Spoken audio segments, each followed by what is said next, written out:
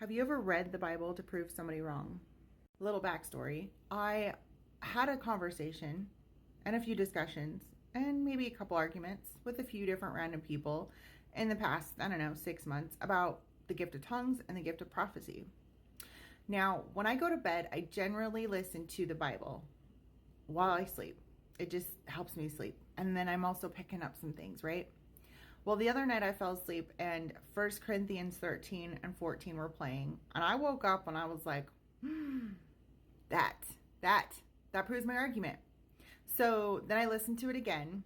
But then last night I found myself doom scrolling right before bed. And I thought, Kira, you know what? You have a chapter and some verses to read. So I started reading all the different versions of 1 Corinthians 14. All the different versions. And I was like, see, I was right. That's what I was telling myself. Then I went to bed. And then I woke up this morning and boom, God hit me with, really? Now we're going to start reading the Bible to prove people wrong? And I was like, shoot. I've never done that.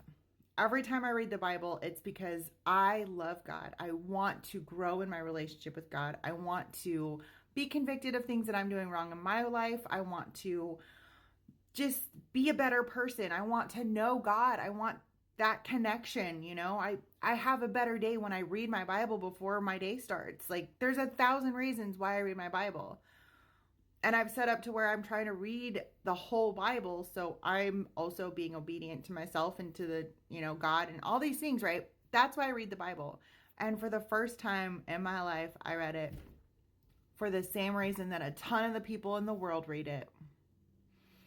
Very disappointed with myself. So we're not going to do that ever again. What's the value in learning something to prove somebody wrong? For me, at least, I'm not somebody that goes around debating people. I can't do that. I don't want to do that. But I read it with the wrong intentions. And now I feel like what I've learned, it's not useless, but it's useless. Does that make sense? Like, for me, the intention was bad.